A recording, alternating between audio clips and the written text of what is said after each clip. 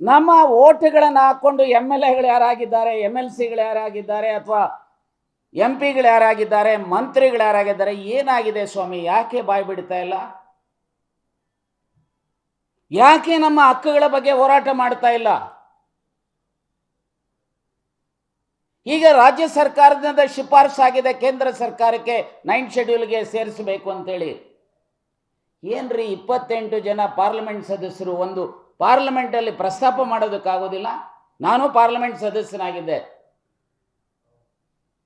ಆ 10% ರಿಸರ್ವೇಷನ್ ಮೇಲೆ ಅಧಿಕೃತವಾಗಿ ಕಾಂಗ್ರೆಸ್ಸಿನ ಪರವಾಗಿ ಆ ಆಕ್ಟ್ ಮೇಲೆ ಮಾತನಾಡಿದಂಥವ್ ನಾನು. ನಿಮಗೆ ಏನಾದರೂ ಸಹ ಈ ವರ್ಗದ ಜನರ ಹಿತ ಕಾಪಾಡಬೇಕು ಅನ್ನೋ ಹಾಗಿದ್ರೆ you should have raised this issue on the floor of the house.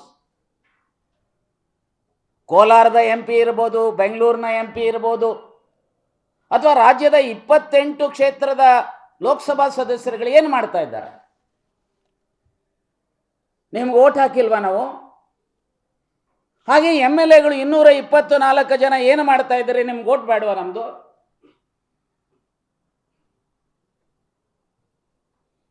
ನಾವು ಇಷ್ಟೇ ಹೇಳ್ತೇನೆ, ನೀವೇನಾದರೂ ಸಹ ನಮ್ಮ ಓಟನ್ನು ತೆಗೆದುಕೊಂಡಿರುವಂಥ ನೀವು ಈ ಇಶ್ಯೂ ಅನ್ನ ಪಾರ್ಲಿಮೆಂಟಲ್ಲಿ ಮತ್ತು ಅಸೆಂಬ್ಲಿನಲ್ಲಿ ರೈಸ್ ಮಾಡಬೇಕು. ಬರೇ SC ST ಅಲ್ಲ, OBC ಅಷ್ಟೇ ಅಲ್ಲ, ಜನರಲ್ ಆಗಿರುವಂಥವ್ರಿಗೂ ಓಟ್ ಹಾಕಿದ್ದೇವೆ. You owe a duty to safeguard our interest. So ಹಾಗಾಗಿ ನಾನು ಇಷ್ಟೇ ಹೇಳ್ತೇನೆ, ದಯಮಾಡಿ ಸನ್ಮಾನ್ಯ ಸಿದ್ದರಾಮಯ್ಯನವರೇ, ನಿಮ್ಮ ರೆಸೊಲ್ಯೂಷನ್ನ ರೀತಿಯಲ್ಲಿ 9th ಶೆಡ್ಯೂಲ್ಗೆ ಸೇರಿಸಬೇಕಾದ್ರೆ ನೀವು ಆಲ್ ಪಾರ್ಟಿ ಡೆಲಿಗೇಷನ್ ಅನ್ನ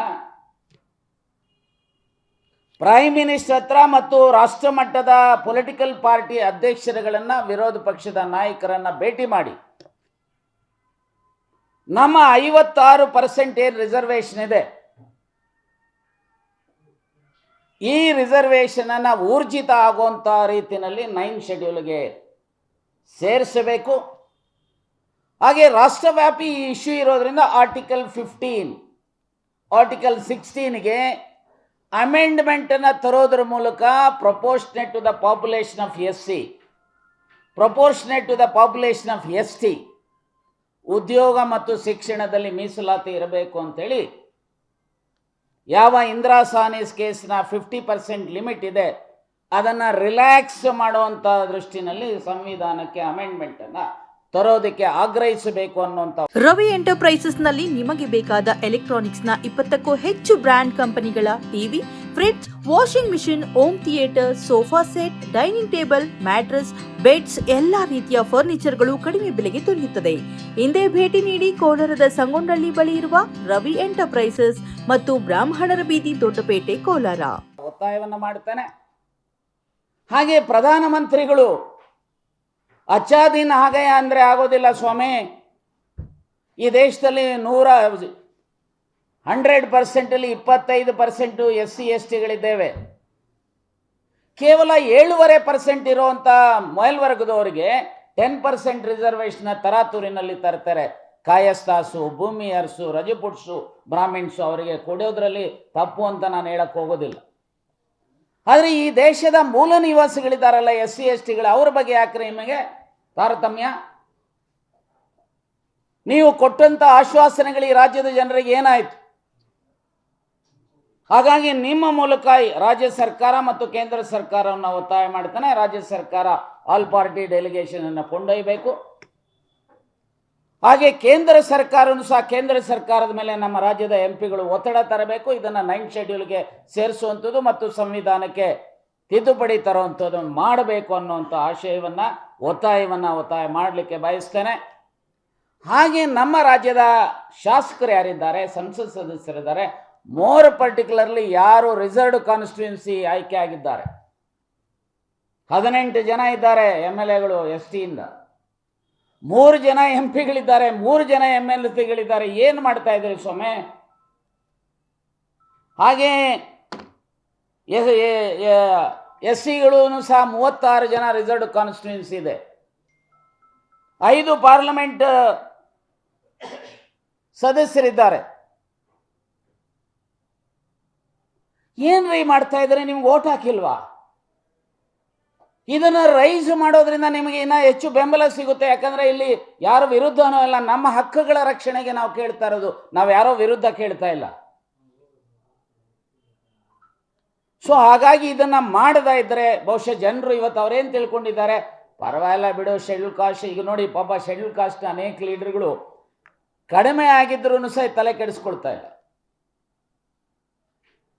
ನಮಗೇನಾಗಿದೆ 7% ಇದು 3%ಗಿದೆ, ನಮ್ಮ 4% ಕಡಿಮೆ ಆಯಿತು.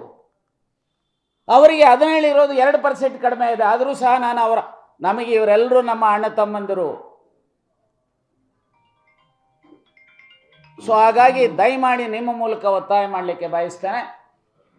ಸನ್ಮಾನ್ಯ ಸಿದ್ದರಾಮಯ್ಯನವರು ಈಗ ಬಡ್ಜೆಟನ್ನು ಮಂಡನೆ ಮಾಡ್ತಾ ಇದ್ದಾರೆ. ನಾನು ಇಷ್ಟೇ ಹೇಳ್ತೇನೆ, ಈ ಸಂದರ್ಭದಲ್ಲಿ ನಿಮ್ಮ ಬಡ್ಜೆಟ್ನಲ್ಲಿ ಯಾವೆಲ್ಲ SC ಮತ್ತು ST ಸಮಾಜಗಳಿದ್ದಾವೆ, ಆ ಸಮಾಜಗಳ ಮಠಗಳು ಎಷ್ಟಿದ್ದಾವೆ, ಆ ಎಲ್ಲ ಮಠಗಳಿಗೆ ಶಿಕ್ಷಣದ ಪ್ರಾರಂಭ ಮಾಡ್ತಾರೆ. ಶಾಲಾ ಕಾಲೇಜುಗಳು ಮಾಡಿರೋರಿಗೆ, ಮಾಡಲು ಬಯಸಿರೋವಂಥವ್ರಿಗೆ ಎಲ್ಲ ಮಠಗಳಿಗೆ ಈ ಬಡ್ಜೆಟ್ನಲ್ಲಿ ಶಾಲಾ ಕಾಲೇಜುಗಳು, ಸಣ್ಣ ಪುಟ್ಟ ಶಾಲಾ ಕಾಲೇಜುಗಳು ನಡೆಸೋರಿಗೆ ಕನಿಷ್ಠ 2 ಕೋಟಿ ನಿಮ್ಮ ಬಡ್ಜೆಟಲ್ಲಿ ಮೀಸಲಿಡಬೇಕು.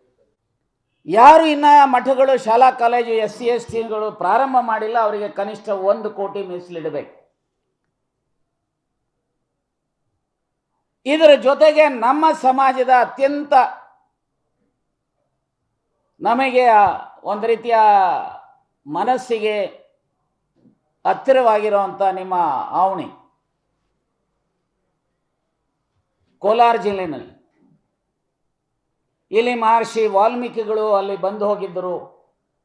ಅಲ್ಲಿ ಲವಕುಶರ ಲಾಲನೆ ಪಾಲನೆ ನಡೆದಿತ್ತು ಅನ್ನುವಂಥದ್ದು ಇತಿಹಾಸದಲ್ಲಿ ಅಥವಾ ರಾಮಾಯಣದ ಕಾಲಘಟ್ಟದಲ್ಲಿ ಸುಮಾರು 7,000 ವರ್ಷಗಳ ಹಿಂದೆ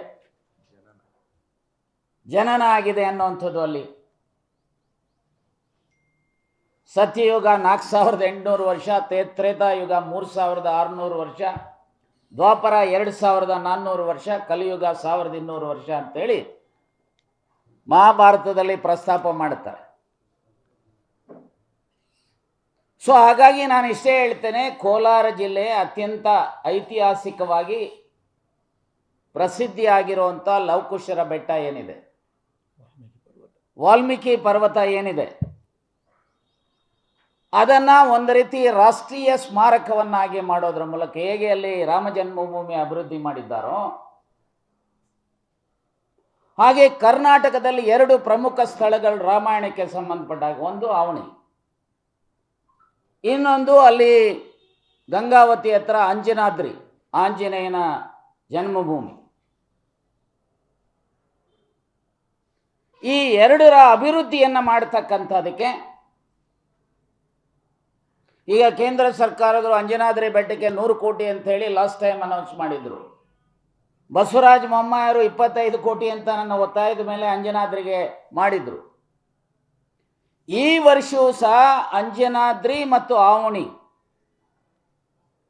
ರಾಮಾಯಣದ ಐತಿಹಾಸಿಕ ಪ್ರಸಿದ್ಧ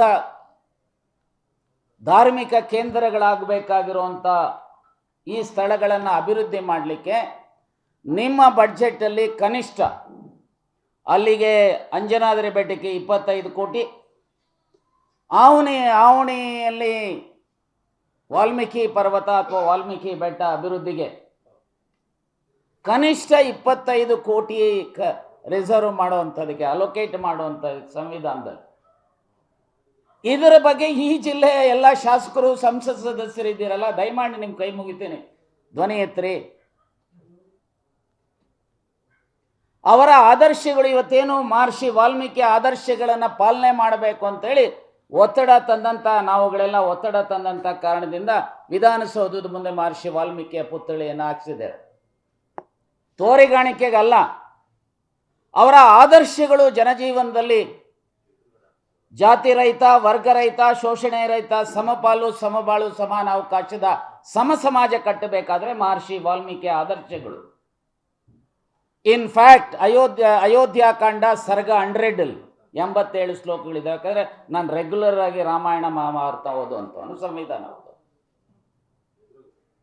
ಅಲ್ಲಿ ಹೇಳ್ತಾರೆ, ಅಲ್ಲಿ ಹೇಳ್ತಾ ಇರುವಂಥದ್ದು ಯಾವುದೂ ಇಲ್ಲ. ಸಾಮಾಜಿಕ ನ್ಯಾಯ ಅಂದ್ರೇನು, ಅರ್ಥನೀತಿ ಅಂದ್ರೇನು, ಸಾಮಾಜಿಕ ನೀತಿ ಅಂದ್ರೇನು, ದಿನಗೂಲಿ ಅಂದ್ರೇನು, ಟ್ಯಾಕ್ಸ್ ಅಂದ್ರೇನು, ರಾಜ ಅಂದ್ರೇನು, ಮಂತ್ರಿಮಂಡಲ ಅಂದ್ರೇನು, ಎಂಥವ್ರ ಮಂತ್ರಿ ಆಗಬೇಕು, ಎಲ್ಲವನ್ನೂ 7000 ವರ್ಷಗಳಿಂದನೇ ಹೇಳಿದ್ದಾರೆ. ದಯಮಾಡಿ ನಾ ಹೇಳ್ತೇನೆ, ನೀವು ರಾಮನನ್ನು ಅಥವಾ ರಾಮಾಯಣವನ್ನು ಯಾರು ಗೌರವಿಸ್ತೀರಿ, ಪೂಜಿಸ್ತೀರಿ, ನೀವೆಲ್ಲರೂ ಸಹ ಕೂಡಲೇ ಕೇಂದ್ರ ಮತ್ತು ರಾಜ್ಯ ಸರ್ಕಾರದ ಮೇಲೆ ಒತ್ತಡ ತಂದು ಕೇಂದ್ರ ಸರ್ಕಾರನೂ ಸಹ ಅವಣಿ ಅಭಿವೃದ್ಧಿ ಮಾಡ್ತಕ್ಕಂಥದಕ್ಕೆ ಕನಿಷ್ಠ 100 ಕೋಟಿ ರೂಪಾಯಿಗಳನ್ನು ಕೊಡಬೇಕು.